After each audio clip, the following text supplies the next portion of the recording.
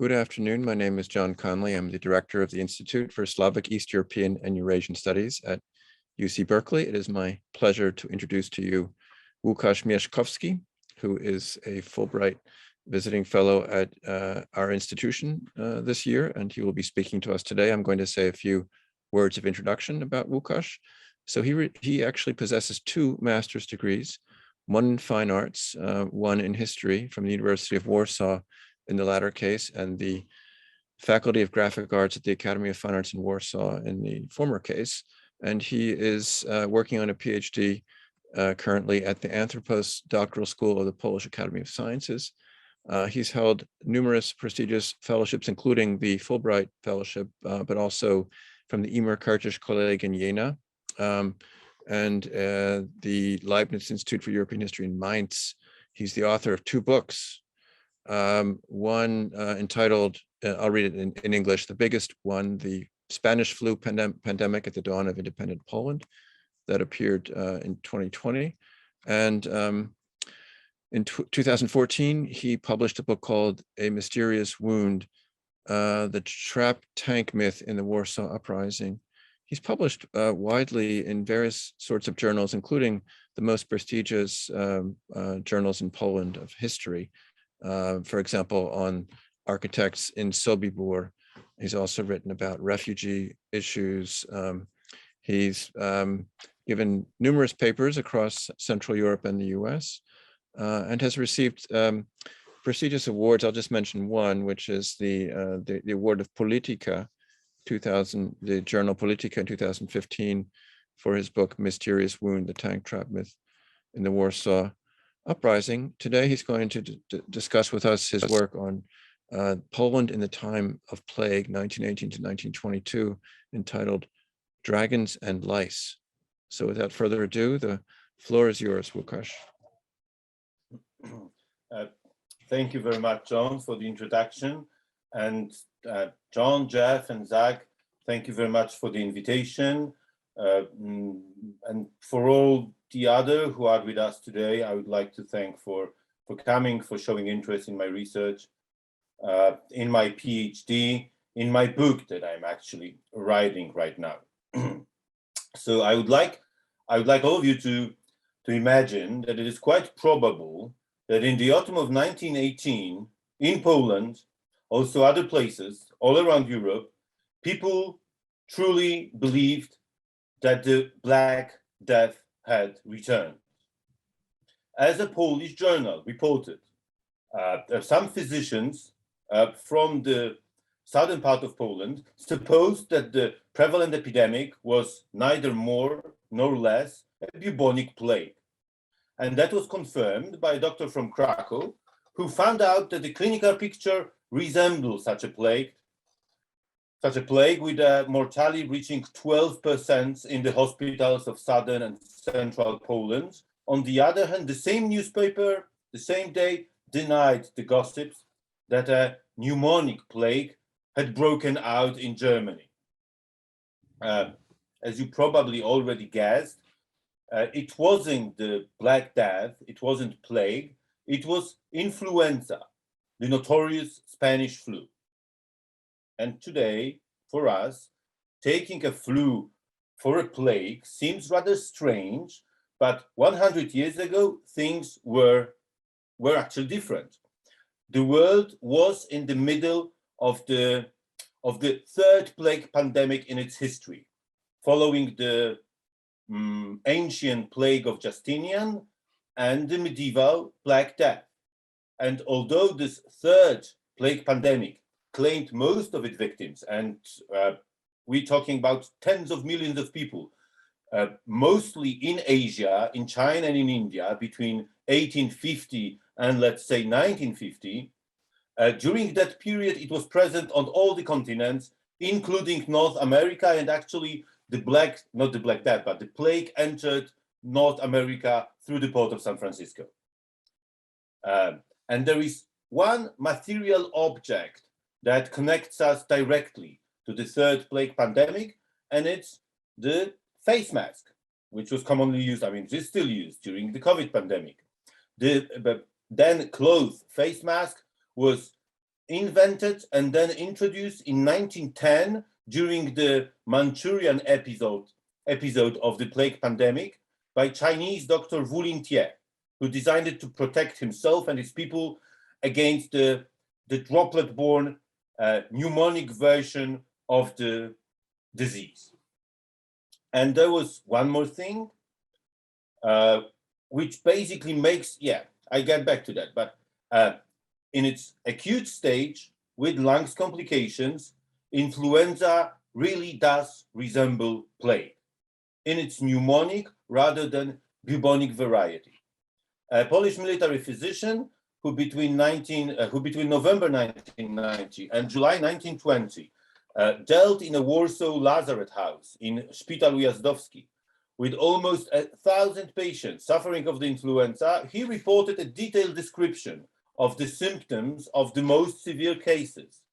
And I was trying to somehow illustrate them, and I illustrated them with those, I would say rather soft looking watercolors from the 1920 official British flu report. So those most sick ones, less than 10% of all the cases, developed a last stage of flu complications, which means a hemorrhagic pneumonia. And every desperate attempt at catching a breath ended with bleedings from the mouth, from the nose, from the ears, even from the lower body orifices. So the infected looked horrible and they looked scary.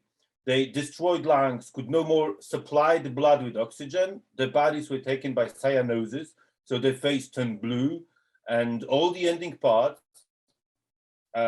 like I said, fingertips turned black and died out, causing awful pain.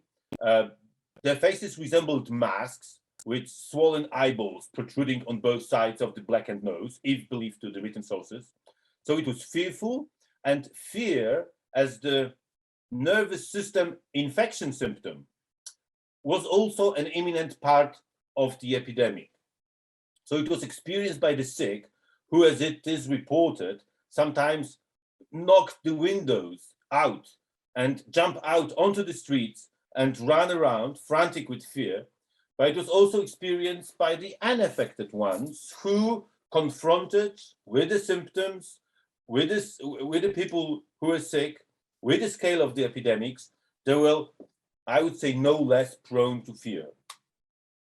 Like the Black Death, the Spanish flu broke the consensus, according to which they were children and the old ones who were to fall victim rather than anyone else. This time, nobody was safe. On the contrary, men and women in their prime were the most endangered. So, listening to this short description, it is, at least for me, easier to understand how a common flu epidemic could 100 years ago be taken for a medieval horrific plague, which in turn leads toward the difference between epidemic, or on a global scale, pandemic, and a plague. So an epidemic is an empirical phenomenon, confirmed from the medical point of view and subjected to historical or biopolitical interpretation. By contrast, plague, according to its anthropological definition, constitutes a part of a mythological landscape, a permanent element defining the crisis, the transitional moment, the end of the old world, and the beginning of the new one. It also can be described as a specific holiday or a carnival, a natural traditional reaction to a sudden overwhelming intrusion of the sacred into the realm of the profane, which in case of the epidemic is an omnipresent exposure to the effects of human mortality.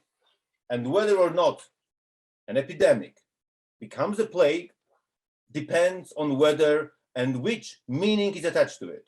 Whether is it perceived as a mythical phenomenon, and whether it becomes a catalyst or at least a metaphor of a social, cultural, even political change. So this opposition visually describe on the presentation, the opposition of the concepts of plague and epidemics sets the general limits of my methodological field of interpretation.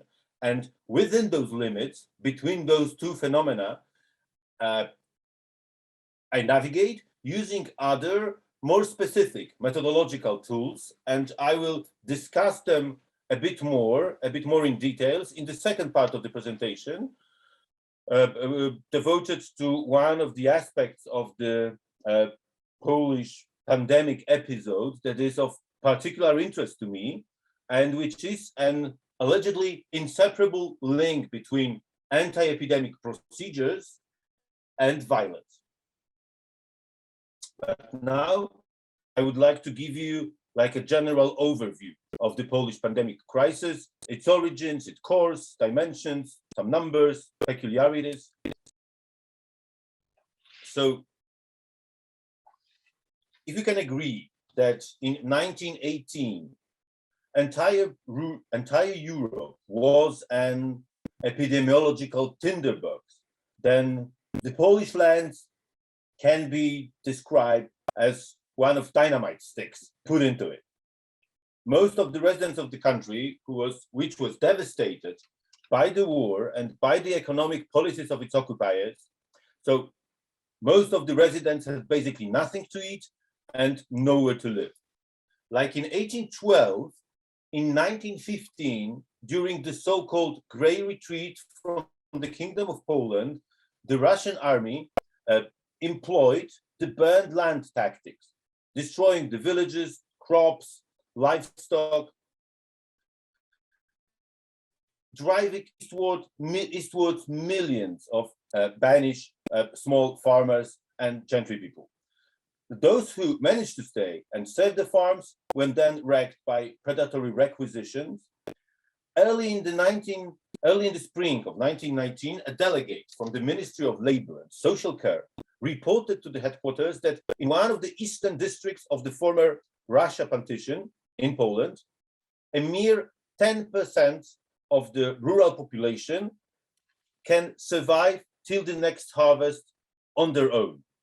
And out of those 90% of the population, 60%, so-called refugees in Polish and runaways, bieżeńcy in Russian, who managed to return from expulsion into Russia, were shabby, infected.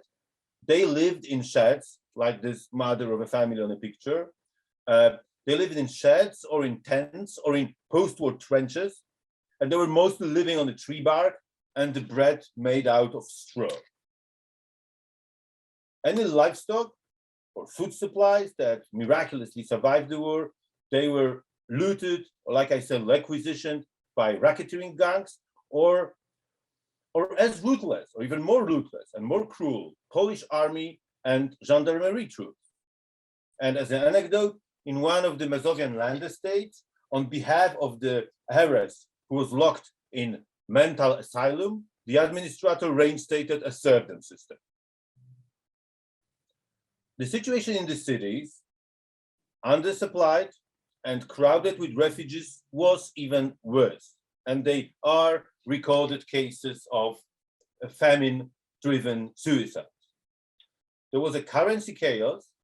Inflation grew bigger and bigger. And since the withdrawal of the German administration, prices has grown twofold to fourfold. And with the industry, which was in 3 years evacuated 2 times in 2 opposite directions, and in course of it utterly destroyed, joblessness, unemployment reached 90%.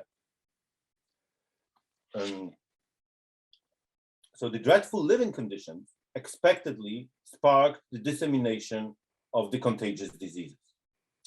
The sanitary conditions, which were kept decent during the war, mainly owing to a cordon set up by the German and Austrian services, those conditions eventually broke down.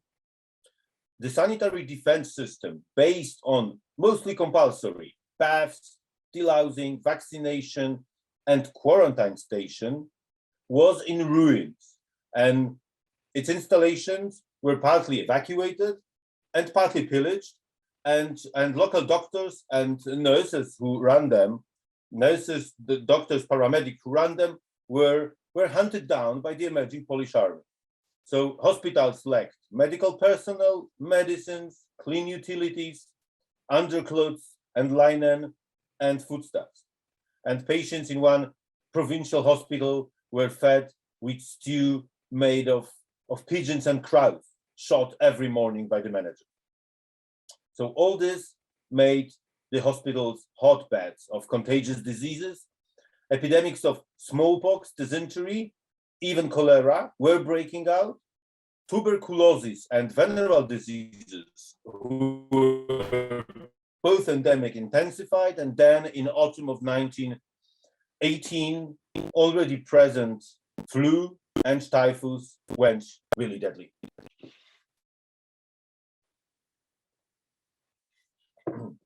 So in the title of my presentation, Dragons and Lice, I tried to sign out that war and political changes usually or always went hand in hand.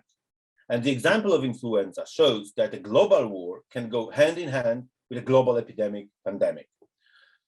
According to the hypothesis I'm openly opting for, the Spanish flu virus developed in China in 1917 and traveled through United States and Canada with the members of the Chinese Labor Corps.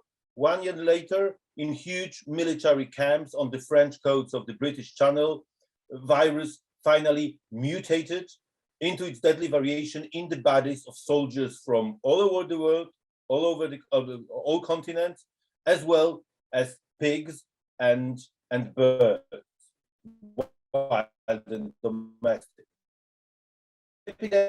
In Poland almost at the same time it did in the West in the summer of 1918. And when the weather, like I said, when the weather changed for the worst, following the arrival of the autumn and early winter, those who've been infected started to die.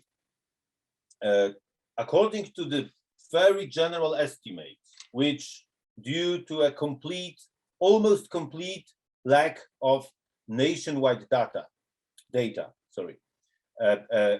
I did myself, under the supervision of director of the National Flu Center in Warsaw, Professor Virologist Lidia Brydak, in the 6 huge seasonally recurring waves of the epidemic from spring to autumn of 1918, 1919, and 1920, between 11 to 20 million of the 26 million people living in the country may have got sick. 20 million in 3 years. The death toll ranged from 150,000 to 300,000, approximately 1.5% of the total number of infections. And for comparison, the unofficial balance of the 3 years of coronavirus, of COVID epidemic in Poland, which now has almost 30 million people, 40 if we include our Ukrainian fellow citizens. So Poland has almost 30 million people, 40, and had around 15 million cases and about 180,000 deaths. So to put it like very simply, Spanish flu to coronavirus, Spanish flu was twice as big in a country twice as small. I did my best to give a comprehensive description of the Polish episode of the Spanish flu in my popular science book, Największa, the biggest one, mentioned by Professor Connolly. But I also did an English language article entitled A Foreign Lady, which is available online.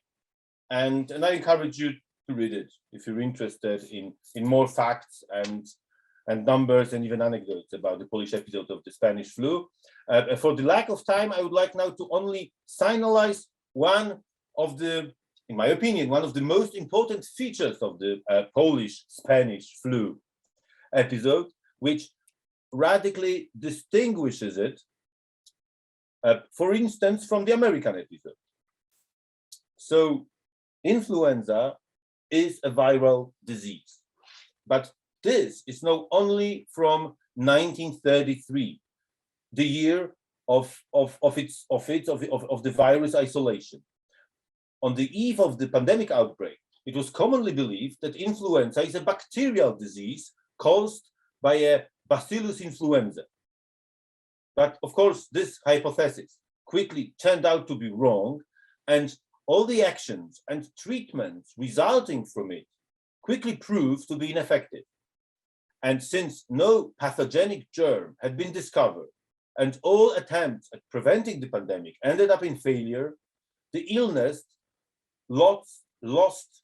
almost completely lost its political potential, and I'm speaking about the Polish case, and lost a lot of its social potential.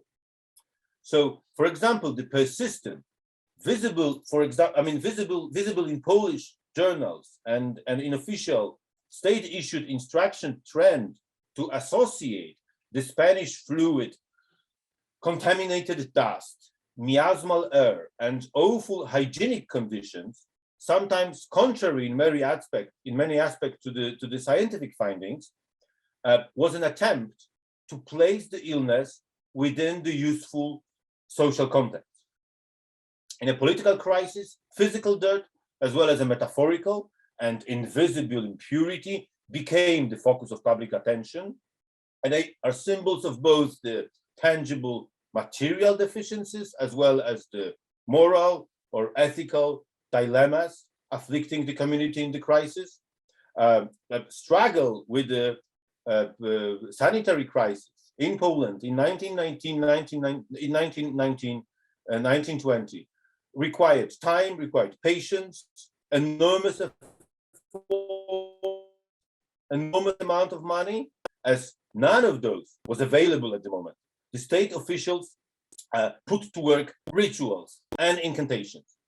And notably, the first paragraph of the first joint instruction of the Ministry of Public Health and the Ministry of Internal Affairs called upon the residents of the state of Poland to universally and carefully cleanse themselves, as well as their apartments, equipment, clothing, underwear, and linen of any and all dirt and vermin. American oncologist and author Siddhartha Mukherjee, in his brilliant monography on cancer, The Emperor of All Maladies, states, when a disease insinuates itself so potently into the imagination of an era, it is often because it impinges on an anxiety latent within that imagination. And then he gives the example of AIDS, which in the 80s hit the Western world's dilemmas related to the sexual revolution and the 10 years earlier. And he gives the example of cancer, which underline the anxiety of those rich and safe societies in which external fears, such as war or famine or contagious diseases, have been replaced by internal ones, materializing in the form of decomposition and tumor. Spanish flu, one of the greatest, probably the greatest plague of the entire history, didn't really got into the imagination of an era and was confined to individual experience only. Facing it, as Virginia Woolf once put it, everyone created their own narrative of the illness. It may seem that the same scenario unfolded in Poland, where the Spanish flu did not really earn itself a prominent place in a collective memory. Additionally, the experience and the memory of the flu competed with other elements of an acute epidemiological crisis, of course, not to mention the rapid progression of political events, political and social changes, which had and always have priority over medical news.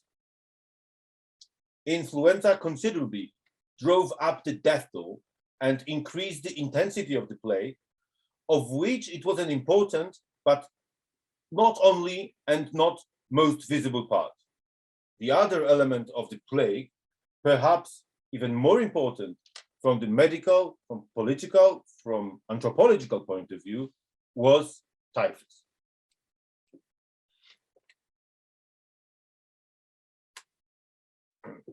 So the typhus appearance, mostly in the Kingdom of Poland, in Galicia, and in the eastern borderland, was endemic. And then in the course of this combined German and Austro-Hungarian offensive in 1915, and the retreat of the Russian army and the refugee crisis I mentioned, a typhus epidemic broke out in the east and was not suppressed until the war ended.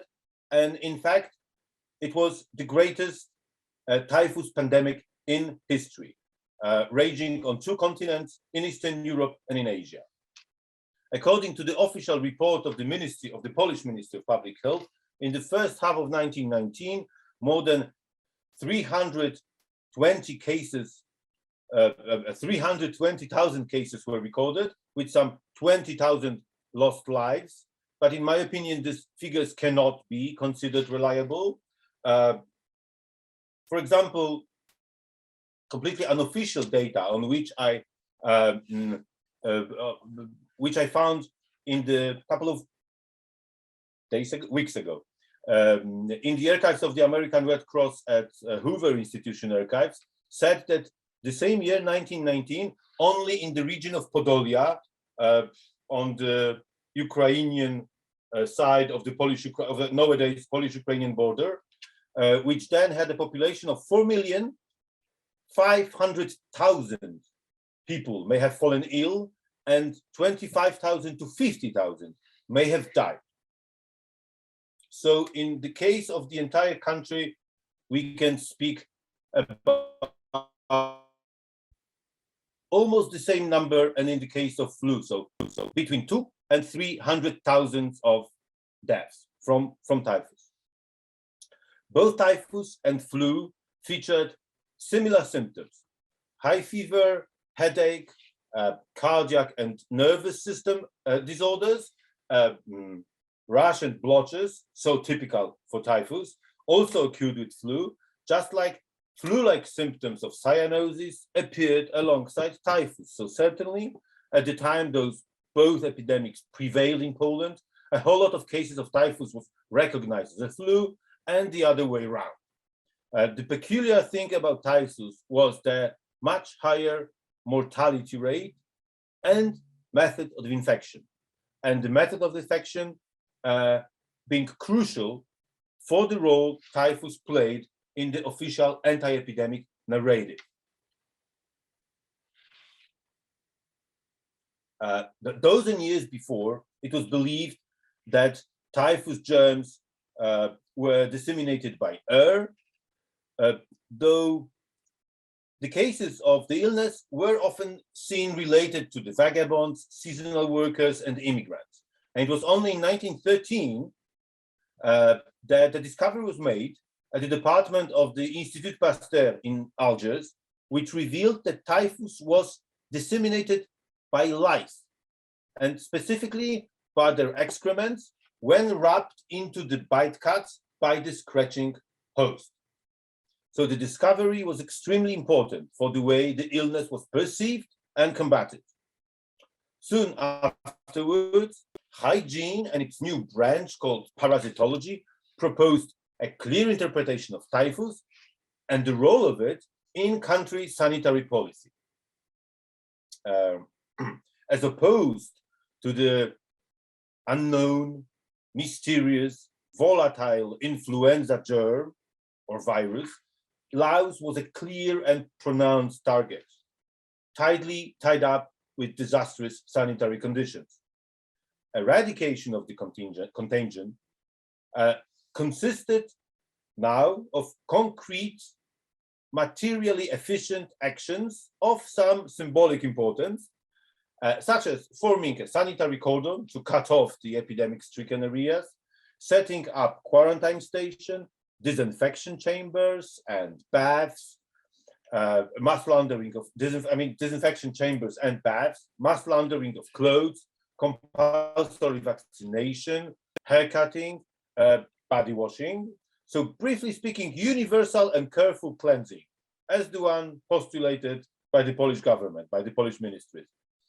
As a result, the Poland anti-epidemic landscape in the years 1918 to 1922 was dominated by combating typhus and its so-called lifeguards, so lice and dead film. But this nationwide cleaning was neither particularly careful nor definitely not universal.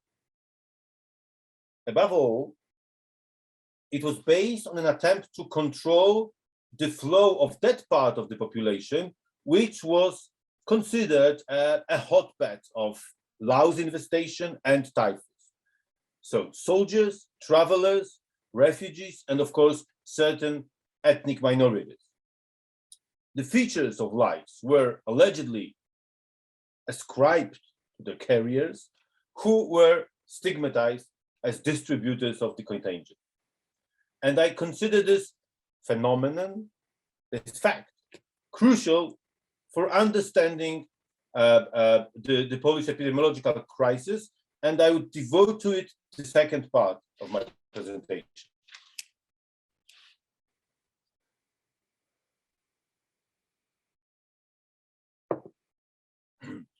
So at the turn of 19th and 20th century, mostly German and Austrian, but for example, also Italian, as well as American, scientists tried to deal with the sanitary crisis that so-called Great Escape from Eastern Europe, so the Great Immigration to both Americas, provoked. And they formulated dogmas whose political and racist edge was wrapped in a cloak of microbiology and parasitology. So according to those, the eastern part of the continent was a reservoir of dangerous germs and insects, and people living there being merely its hosts. Both the parasites and the hosts constituted a threat to the so hardly achieved Western European hygienic, moral, and social order. 2 decades later, those notions were quite keenly picked up by the supporters of a newly formed Polish national intended, not national state. Obviously, the canonic embodiment of the aforementioned fears, fantasies, were the Jews. In the Polish lands, under German occupation, authorities associated the disease so closely with the Jews that in everyday language, typhus became known as a Jewish fever, and it has its consequences, of which I would only like to give 2 examples. First, from the end of 1918, Polish district doctors were obliged to prepare weekly reports on the spread of infectious diseases, and the number of new cases among Jews and Poles had to be presented in separate columns. Second, since 1970, Warsaw Municipal Police, wearing distinctive blue uniforms, on regular basis rounded up Jewish women and men. The official reason for that was the epidemiological threat, the direct pretext, birds and wigs that allegedly have never been trimmed or washed.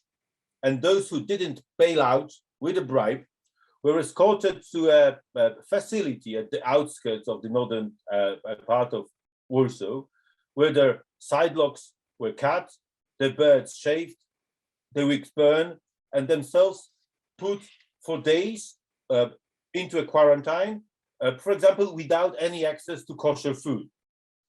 And of course, some of the detained resist, and they were break by force.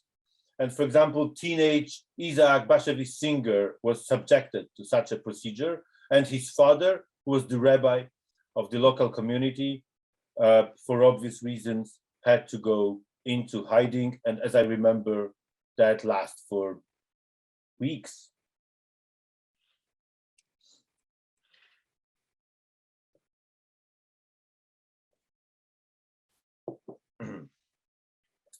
Another social group that fell victim of the epidemic sanitary regime were the hundreds of thousands of refugees returning from Russia. With the stabilization of the border after the Riga Peace Treaty, 2 railway lines were designed designated for the return of the repatriates, and Baranovichi in today's Belarus in the north and Rivne in the south in today's Ukraine were chosen as points of the refugees exchange, medical examination, and compulsory quarantine. In the fall of 1921, in the first of those points in Baranovichi, tragic and puzzling events occurred. In October, over 50,000 people passed through the point and 500 of them died. In November, 30,000 people stayed there at one time, and there was no room for them in barracks or makeshift tents, and thousands basically camped under the open sky in winter at a temperature of 1,000 degrees below zero, and the number of victims reached almost 1,500. What draws the attention, apart from the mortality and terrifying living condition, is the behavior of the Polish officials, because those who went through the camp emphasized the callousness and indifference of the official who refused to help the refugees, the eldest, the weakest, and especially those sick ones. In turn, in the eyes of the so-called defense, which means counterintelligence officers, more dangerous than typhus and then cholera was the plague of Bolsheviks. So refugees, especially the Orthodox Ruthenian peasants who constituted the majority, were subjected to searches, to interrogation. There was a lot of cases of brutality. And the chief of the repatriation point in Rivne was allegedly the literal embodiment of death. He was a tall, terribly thin man with a small skull-like head who ruthlessly enforced the strict sanitary regulation. And he went around and kicked fires in which people were warming, and he knocked over pots in which they cooked their last meals. I don't want to shock you with this image any longer, so I would put it off and then get back to the presentation in a couple of minutes.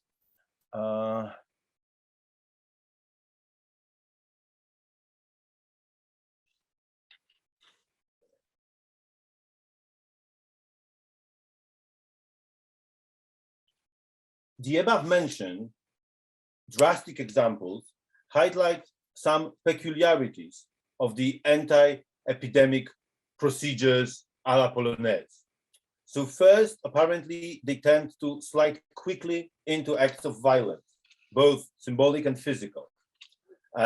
Secondly, as it's indicated by its victims, immigrants, repatriates, ethnic minorities, the procedures, they allegedly carry some political potential, which can be used to control and persecute specific social groups, and this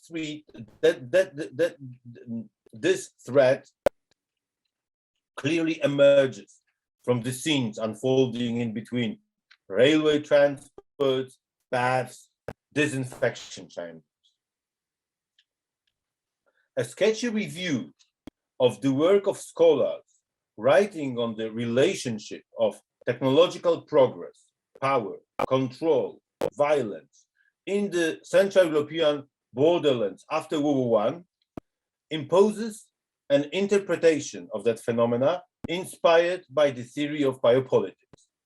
German historian Katharina Kreuter-Sonnen interpreted the fact of presenting new Polish and Jewish cases of typhus in separate columns as an attempt to legitimize the idea of Polish nation on the epidemic level, and to contrast it with the dirty, sloppy, typhus-infested and typhus-associated Jewish masses. Although in her view, the bureaucratic relationship or the link between infectious diseases and Jews was not confirmed in medical procedures, but on the other hand, in those days, it wasn't the medics, but apparently policemen who did the anti-epidemic work. According to British medicine historian Paul Windling, the violence present in police-executed anti-epidemic activities during World War I was of traditionally racial nature, but upbeat by the character of German epidemiology, developed as a means of not only healing, but defending the nation in a racially hostile environment. And a situation similar to that in the Polish repatriation camps was described by Thomas Balkelis from Vilnius. And he precisely presented the way in which the sanitary cordon set up, drawn on the borders of the young Lithuanian Republic in 1920 towards the mass return of the refugees from Russia, became an explicit tool for building a homogeneous Lithuanian nation. Barbed wire quarantine camps, where there was enough food only to survive, and when sanitation procedures were symbolic, became primarily places of ethnic and political selection. And those whose complex and fluid identities did not correspond to the postulated national homogeneity were simply denied access to the country, kicked out through the border. So like I said before, the above mentioned examples show a tendency to interpret the anti-epidemic violence as an element of processes of modernization and nation-state building. And despite the undoubted importance of such a narrative, I decided to put forward a different argument, that the brutal nature of Polish epidemic crisis resulted equally, if not even more, from pre-modern structure than rather those modern dynamics described above. The conclusion saying that the brutal sanitary procedures were part of a top-down biopolitical plan to build an ethnically homogeneous nation state, in my view, in Polish context, seems untenable. While in some parts of it, such as the one about reinforcing traditional anti-Semitic violence by hygiene principles, fit in perfectly, in my opinion, the general dynamics have been different. There was a void between decision makers and executors, and even if direct communication channels was established, as in the case of the presented statistical practices, they did not generate a specific materialized effect. There was awareness of the existence of scientific tools of biopower, and some of them, like anti-epidemic procedures, were to some extent introduced, but faced with catastrophic structural backwardness, they could not bring the expected effect. So to paraphrase Zygmunt Bauman, in the years 1918, 1922, Polish state had not yet reached the level of modernity sufficient to achieve even a tactical goal, like the victory over infectious diseases, and let alone strategic, like a radical transformation of its ethnic structure. And here I would like to open a very short bracket. In terms of effectivity of the anti-epidemic action, a fundamental role was played, of course, by the American Humanitarian Aid.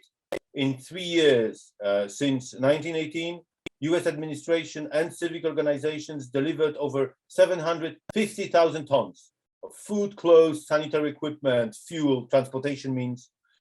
$200 million, which is almost $4 billion now, were spent to stabilize and in practice to save Poland. End of the bracket.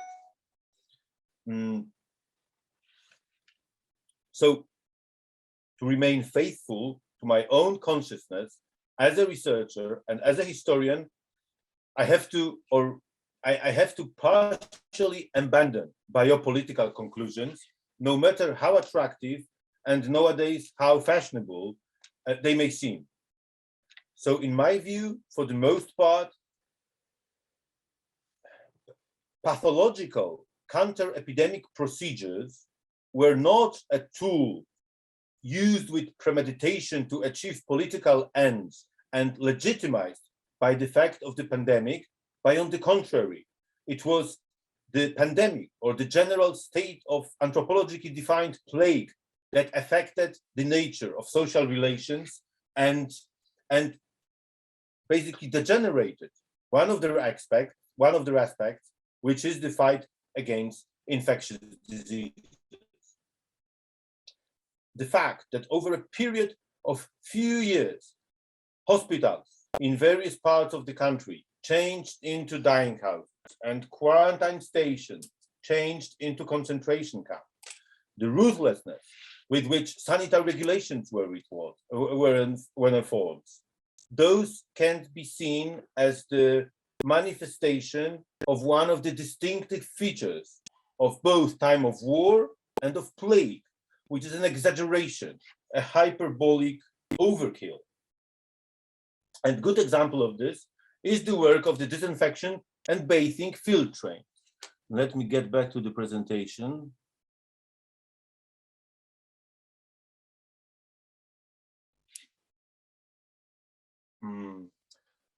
On one hand, these trains, who are technically very developed, bathed people, cut their hair, delouse their clothes, all in line with the procedure.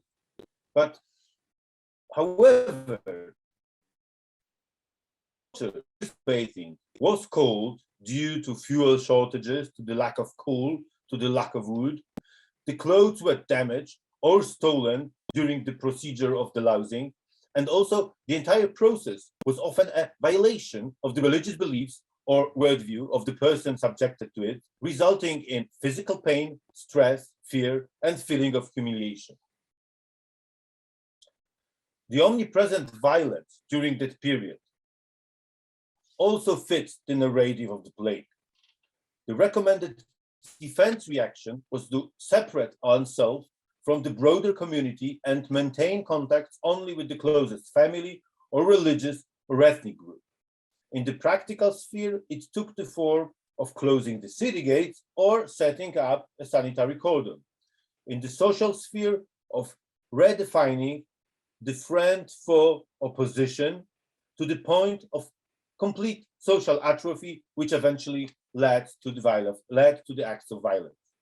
And this anthropological interpretation is complemented by historical one.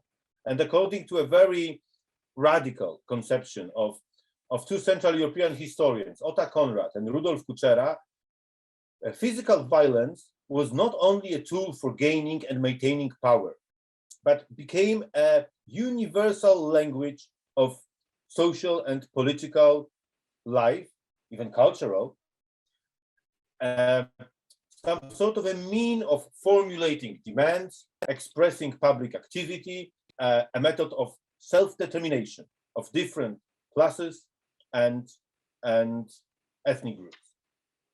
In other words, violence was no longer an attribute of an overgrown cohort of armed men, but it started being used by other actors of the social scene, like the medical officers, and blur the boundaries between the roles of perpetrator and the victim. The plague, the carnival, or a carnival in reverse, is also a time of unrestricted frivolity, wastefulness, and debauchery taking place in death's shadow. Interesting example of this is the Black Wedding. In autumn 1918, in Krakow, the local Jewish community resorted to a traditional old ritual, the goal of which was to propitiate God to take the plague away.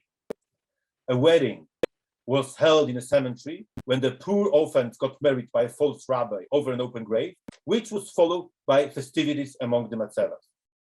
Less symbolic and more specific and up-to-date phenomena included the emergence of drug addiction after the Great War, as well as matters directly related to the subject of my research, such as the disputable loosening of morals and indisputable rapid growth of sex industry, sexual violence, and epidemics of venereal diseases.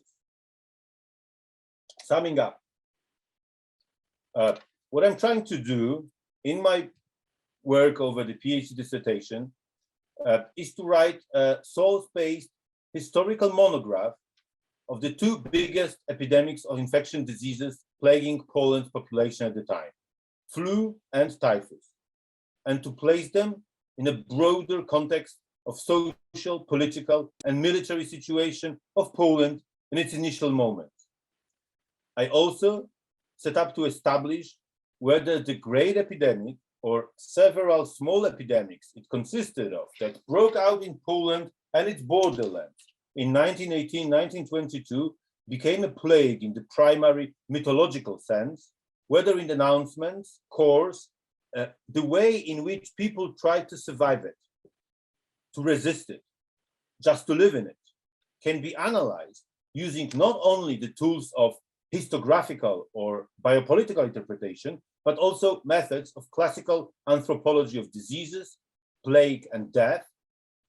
And if yes, if so, to use those methods to describe Poland and its inhabitants in that period from a slightly different and I hope somewhat surprising and interesting perspective. Thank you very much for listening. Well, thank you, Łukasz. So now we come to our time for questions to our speaker. And I would ask you to put your questions in the chat, and then I will pose them to Łukasz. So do you see that, Łukasz, we have a question from Avi Rosenzweig. How did this period affect funereal burial practices? This is a very specific question, and the only one, I mean, the one effect that immediately comes to my mind is the case of the word of people being exhumations. Sorry, yeah, I forgot the word in Polish even. So there was a very strict sanitary regulations regulating the ways people could be buried or reburied, and basically how the bodies of the people exhumated could be moved around the country. And basically they needed two coffins, one made of wood and another one made of some metal, being sealed. But then again, knowing the material deficiencies and the general poverty of the area, again, I would say that they were basically implemented on paper and not really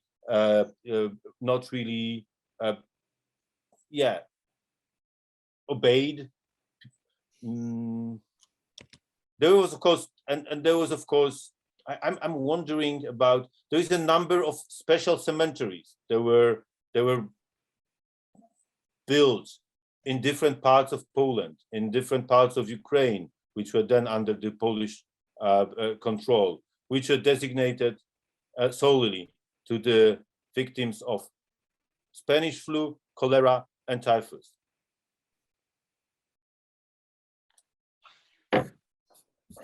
Bill Hagen would like to make a comment about Jewish debates about typhoid origins. Bill, would you unmute yourself? Would you like to speak to us or write to us?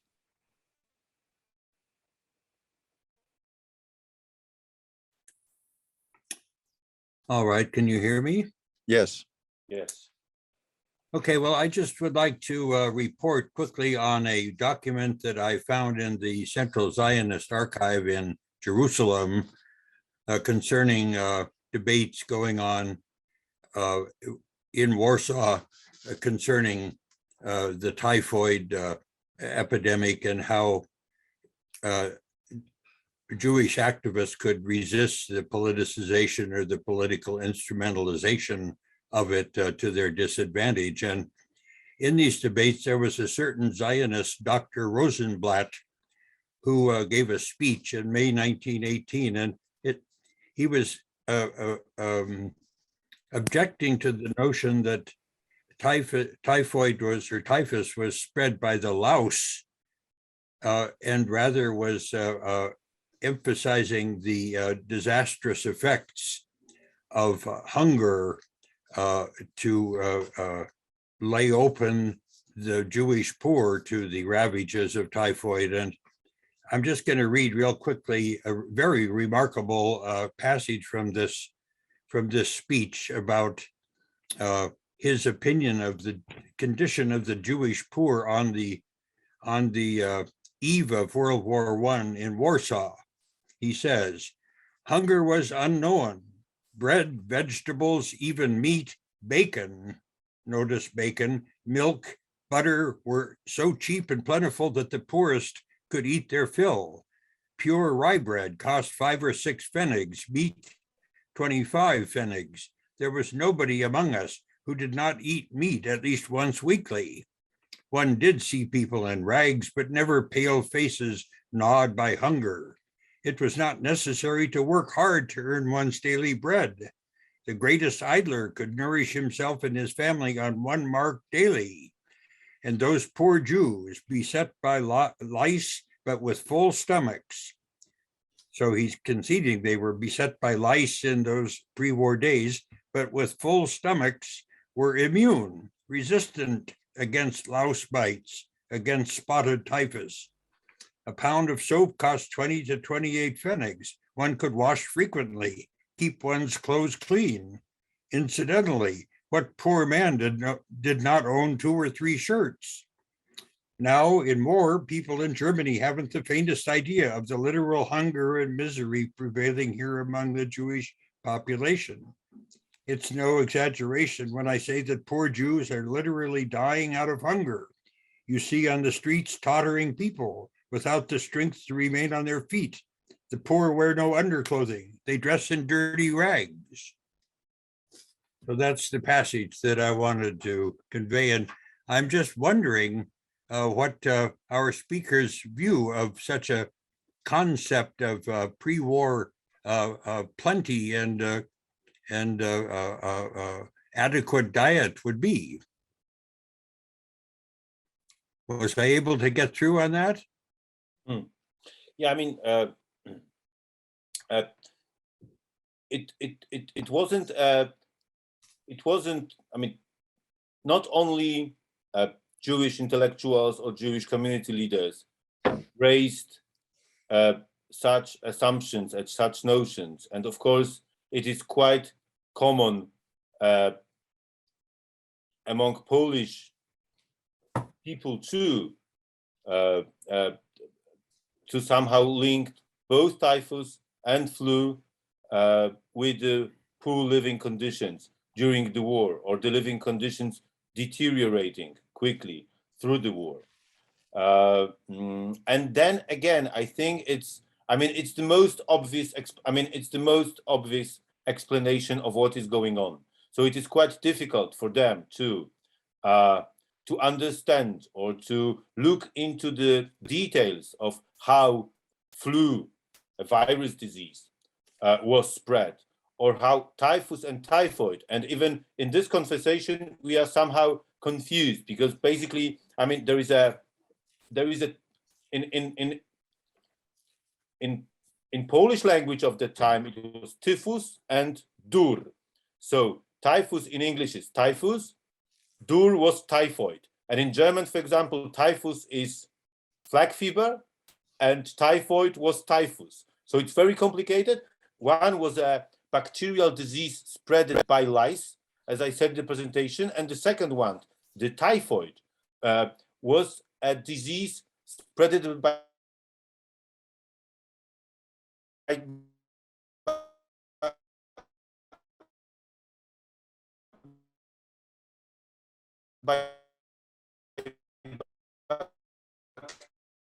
the Jewish community also with some health condition. It could be difficult to understand those little differences. So of course it was easier to look at the most obvious reasons. And of course it is a sign of how devastated the community was. And a big part of my PhD is basically devoted not only to a specifically epidemiological situation, but also to this complete civilization-like almost collapse of the entire country. Yeah. Thank you. Maybe I can insert a question or two of my own. So I was interested in sort of in a more historiographical way, what contribution your work makes to our understanding of the emergence of modern Polish statehood, right? Because you're also talking about a transition period between partitioning powers possessing sovereignty over Polish territory, and then a new Polish state coming into being with the need to create a governing bureaucracy and deal with the problems of early statehood of various sorts, military, questions of infrastructure, of unification of territory.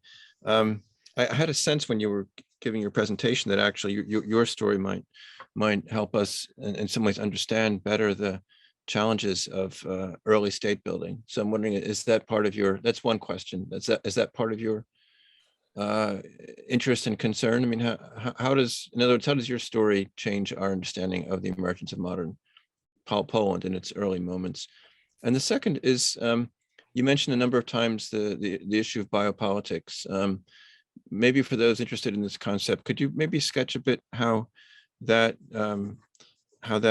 term is understood in the Polish discourse? Because obviously Poland has its own very strong philosophical, sociological tradition, and it differs a bit, I think, from how the term may be used in the West. Could you maybe just step back a bit and tell us a bit more about why that interests you and other researchers in Warsaw, why it's an important category, and then maybe just again revisit the question of how you're revising it, whether indeed you're revising it or whether you're saying it's not applicable to the Polish case. So those are two sorts of questions.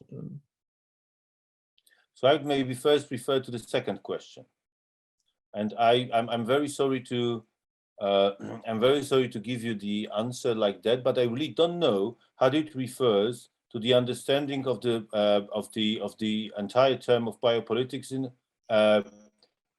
amongst Polish historians, because I truly never discussed that with Polish historians. I only discussed that in the broader group of, let's say, Eastern European historians, because I step on to the idea of biopolitical interpretation during the Imre Kertész College conference in 2017, I presume. They organized the conference Fearing for the Nation. A year before, I've been on a Holocaust conference, which raised the term of biopolitics. So in general, like I said, I consider it quite. Last year there was a conference in Marburg, which also, and the participants of the conference also very keenly used the terms of biopower and biopolitics. Sometimes in the way I didn't, or not in the way, they conclusions. They draw the conclusions with which I did not understand. So basically, and I'm thinking about how to connect your second question and your first question. So basically, I understand the term biopolitics the way it was created by the author of the doctrine, so Michel Foucault. So I understand that at the moment, at peculiar moment of the process of modernization, pre-modern sovereign power as a way of governing, who is based on the ability to cause random death or to punish its subjects with death, but quite randomly, is turning towards sorry, I got distracted because someone rang on the door.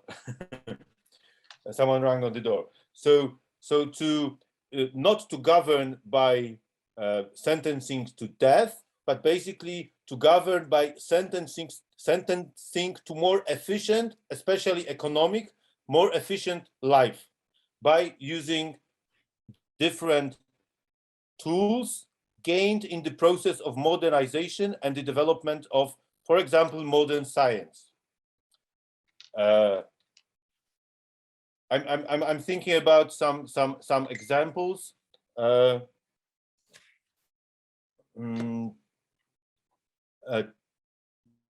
Yeah, so I mean, someone is knocking on the door, and I got, yeah, but I'm getting back. I'm getting back on the tracks. So when I mentioned Bauman, and sorry for answering in this chaotic way, but it's a difficult question, of course, and I wrote entire 30 pages long article about that. Actually, it's easier to write a long article than to speak shortly. So I mentioned Zygmunt Bauman, who said that yes, that a society reaches a level of modernity, scientific development, when it can basically implement a thing like the extermination of its entire part or group designated to be exterminated, and which is like the most, of course, the most brutal, the most terrific way of tools. Getting back to your first question and to the process of nation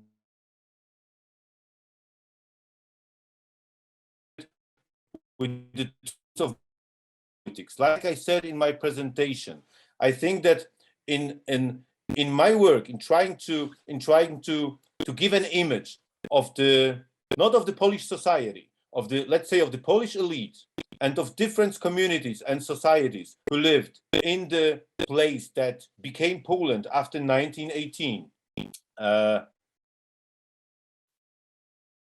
It is, of course, to interpret and to understand the activity of the elite, military elite, but mostly administrative elite, and especially medical elite. It is tools of biopolitical interpretation are very useful, basically, to show how on the one hand they want to implement a very modern ways of governing, or in this case, to combat the sanitary regime. They are somehow aware of what that should do. Basically, they can construct or try to build a proper modern administration, at least theoretically, because when it comes down to basically, employing people, there are no doctors.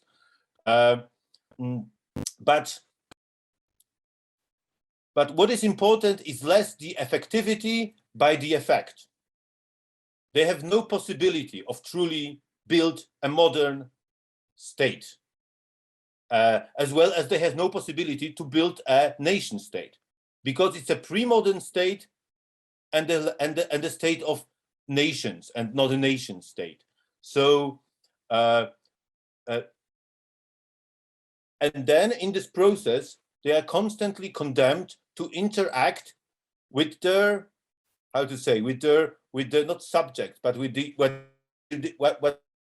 object of this process, which means, like I said, people, communities, can even say nations, who have different agenda, basically, you know, who want to survive and are not aware of I mean, of course, they're not aware of biopolitical tools of government, as well as, I know, district doctors and Ministry of Health officials are not aware of what they are doing is biopolitics. But basically, those those masses, they have completely different agenda and have completely different tools of coping with the situation. And they have completely different intentions, or how to say, they're acting differently for different reasons, as the representatives of this new nation elite. And this is the source of this opposition I gave, that I think that it's quite correct to interpret the actions of the elite in terms of biopolitics, and the actions of the masses, not the masses, the people, basically, you know, in different terms, in using this historical theories, or no, historiographical theories, or anthropological theories. Although I'm deeply convinced that, of course, you know, it was very fluent, and it's intertwined, and basically those biopolitical ideas were imbued with those pre-modern traditional sovereign power. Yes. So they both very, yeah. I mean, it's, well, getting back to getting back to the beginning of your first question. In comparison, to compare Polish nation state, or just, you know, Polish Second Republic sanitary policies with the occupiers or the partitioning power sanitary policies in term of creating, or in term of modernity, the implementation or the introduction of the Polish state was, of course, a complete failure. I mean, like I said, Germans and Austrians were somehow, I mean, they nations, their military, or their military machine and sanitary regimes were able to defend the hinterland in the epidemic war too, let's say. They were able to establish those cordons and to not to protect, but to keep the typhus mostly at bay somewhere in the eastern borderlands. The same idea, the same project is the leitmotif of all the anti-sanitary politics of the Polish state between 1919 and 1922, let's say, before the end of the war. And there is a moment in which there is apparently a huge difference between the western and the western and the central part of Poland and the eastern part of Poland. And basically, sanitary authorities are somehow not ignoring, you know, but accepting the disastrous situation in the east, and they're focusing on somehow protecting, yes, the Polish hinterland, the central and western provinces. And apparently, I mean, I'm always fighting with the intention to draw some conclusions for example, from the sources I cope with, and like I say, I have to be as a researcher, I have to be frank, sincere with me, and I really can't show a nexus between implemented actions and the course of the epidemics. So apparently Polish nation is not able to, in the same time, wage a war, protect the army, and protect the civilian population from the pandemic. And only after the war ends, the pandemic, what would be the word? Extinguishes? No. What would be the English word? It goes down, but it's Recede. still recede. It is still quite hard for me to find a direct connection between, like I said, between state activities and the cause of the pandemic. Very good. Okay. Well, that's Which is quite disappointing. rzetelna praca. You're honest to your sources. And right, I'm always just seeing. I believe the chat box is also receded. So maybe at this point, no one else has a question. I don't see any. We can conclude our seminar for today. We thank our speaker for this glimpse into a very rich work. This presentation will be available to viewers online. With that, I would ask us all to extend a virtual round of applause to Łukasz, and we'll say goodbye from Berkeley for the time being. Łukasz, do you have a final thought or a final word before we conclude? thank you very much for participating. Okay, well, thank you, and I'll see you very soon, I hope. See you soon. Yes. Okay, bye everyone. And thanks to Jeff Pennington and Zach Kelly, and good evening from Berkeley.